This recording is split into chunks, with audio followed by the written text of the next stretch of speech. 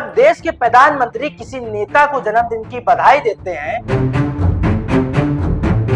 तो क्या वह सिर्फ औपचारिक शुभकामनाएं होती हैं या फिर उसके पीछे कोई संदेश, कोई संकेत, कोई राजनीतिक मायने भी छुपे होते हैं।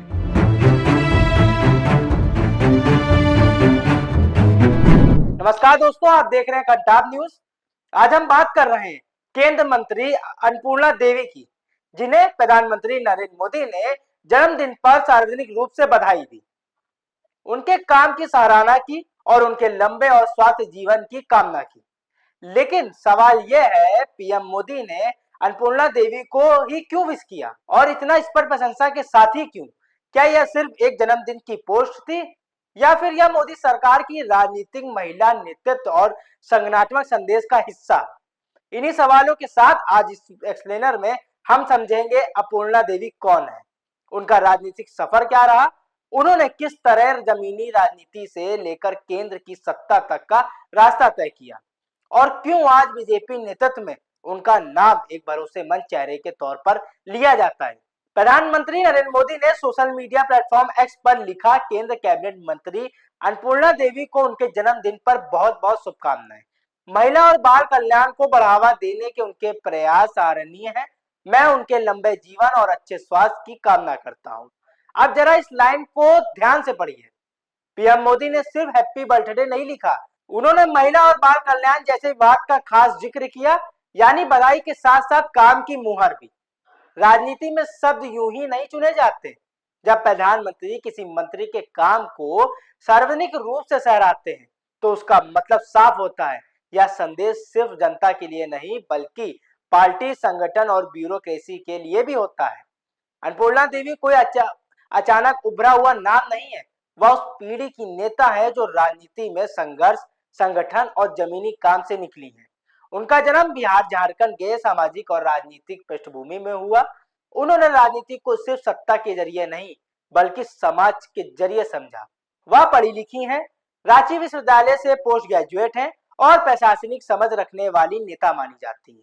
लेकिन उनकी पहचान सिर्फ डिग्री से नहीं बनी, उनकी पहचान बनी लगातार चुनाव लड़ने, हार जीत देखने और फिर उठ खड़े होने से। अन्नपूर्णा देवी का राजनीतिक करियर शुरू होता है 1990 के दशक के अंत से, जब बिहार की राजनीति उथल पुथल के दौर से गुजर रही थी। उन्होंने पहली बार 1998 में बिहार विधानसभा का चुनाव जीता। उस दौर में महिला नेताओं के लिए राजनीति आसान नहीं थी, लेकिन उन्होंने खुद को साबित किया। इसके बाद 2000 और फिर 2005 तीन बार विधानसभा चुनाव जीतना यह बताता है कि वह सिर्फ पार्टी की उम्मीदवार नहीं थी बल्कि जनता की पसंद थी। 2000 में उन्होंने बिहार सरकार में खान और भूविज्ञान विभाग का राज्य मंत्री बनाया गया। यह कोई हल्का विभाग नहीं था, यह विभाग संशोधनों, खनन और प्रशासन से जुड़ा था, जहां निर्णय लेने की क्षमता की असली परीक्षा होती है।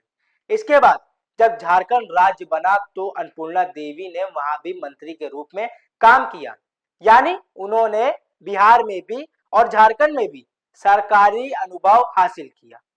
2012 से 2014 के बीच अन्नपूर्णा देवी ने महिला एवं बाल कल्याण, सिंचाई और पंजीकरण जैसे विभाग संभाले।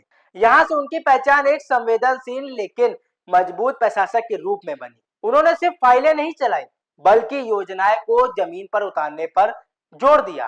2019 का लोकसभा चुनाव अन्नपूर्णा देवी के करियर का टर्निंग पॉइंट बना।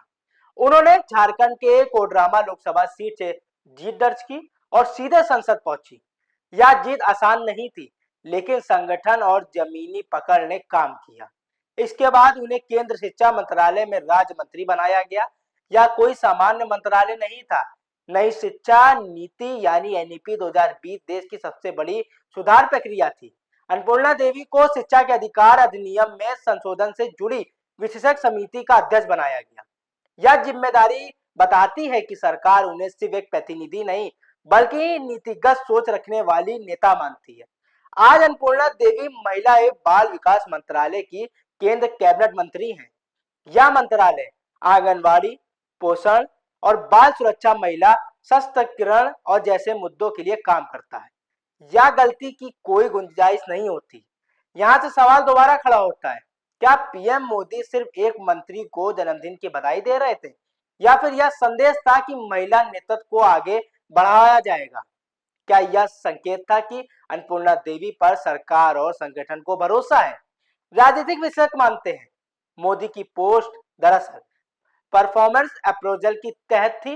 बीजेपी आज महिला वोट बैंक, सामाजिक संतुलन और जमीनी नेताओं पर खास फोकस कर रही है। अन्नपूर्णा देवी इस रणनीति में एक परफेक्ट फिट बैठती हैं। अन्नपूर्णा देवी की कहानी सिर्फ एक नेता की कहानी नहीं, यह कहानी है लगातार काम करने, संगठन में भरोसा बनाने और सत्ता को जिम्मेदारी समझने वाली महिला की। पीएम मोदी की बधाई सिर्फ शुभकामनाएं नहीं, बल्कि एक राजनीतिक संदेश है। और यही वजह है कि आज अन्नपूर्णा देवी का नाम बीजेपी के भरोसेमंद चेहरे के रूप में लिया जाता है। तो सवाल यही है कि आने वाले दिनों में अन्नपूर्णा देवी और बड़ी भूमिका में नजर आएंगी, या फिर यह सिर्फ एक पड़ाव है एक लंबी राजनीतिक यात्रा का? इन सवालों के जवाब वक्त देगा, लेकिन खबरों की हर परत, हर सियासी संकेत और हर अंदरूनी कहानी के लिए बने रहिए आप कंटाब न्यूज के साथ। नमस्कार।